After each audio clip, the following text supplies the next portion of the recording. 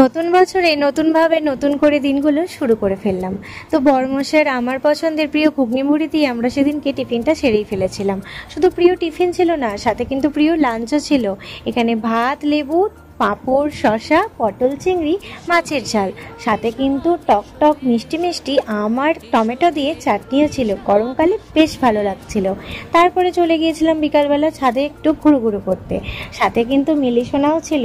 আর এই যে আমরা দুজনে দুটো ড্রেস পরে আছি, আমি নাইটি আর বর্মশাই গেঞ্জিটা, তো দুজনকে আমরা নতুন বছরে গিফট করেছি। তো নতুন বছরে নতুনভাবে শুরু করলাম, ভালো একটা মুহূর্ত কাটালাম। তো তারপরে সন্ধেবেলা ঘরে একটু কিছু মিষ্টি মিষ্টি খেতে ইচ্ছা করছিল, তো ওই জন্য ফল ছিল, তো ভাবলাম ফলই খাওয়া যাক। এখানে এক প্লেট দেখো আপেল, কলা, ডালিম নিয়ে বসে পড়েছি।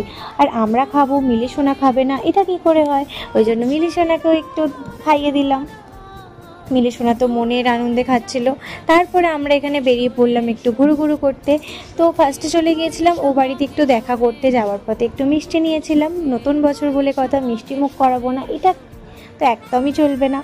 তো ও বাড়িতে যেতে না যেতে মা কিন্তু প্লেটে করে এই যে দেখো রসগোল্লা, জিলিপি, আমার ভীষণ প্রিয় জিলিপি, তো দিয়ে দিয়েছিল। তো একটু মিষ্টি খেয়ে গল্প করছিলাম। আর এই যে দেখো আমি হলুদ কুর্তিটা পরে আছি, এটাও কিন্তু বড়মশাই আমাকে নতুন বছরে গিফট করেছে।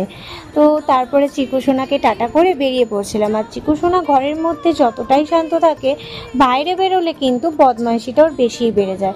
এই যে এখানে লাফালাফি করতে করতে দেখো আমার গালে একদম বসিয়ে দিল হাত। আর নখগুলো যেহেতু অনেক বড় বড় হয়ে গেছে, নখের আঁচড় লেগে গেল। তো মা তোর আগে ওকে কোল থেকে নিয়ে নিল, নিয়ে একটু বকাবকি করে দিল।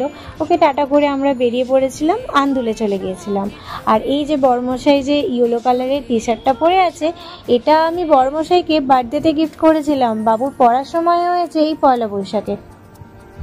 তো যাই হোক, ম্যাচিং হয়ে গেছিলো, বেশ ভালো লাগছিল। আর মোগলে যাব আর বিরিয়ানি খাবো না, এটা কি করে হয়? তো এই জন্য বিরিয়ানি প্যাক করে ঘরে চলে গিয়েছিলাম।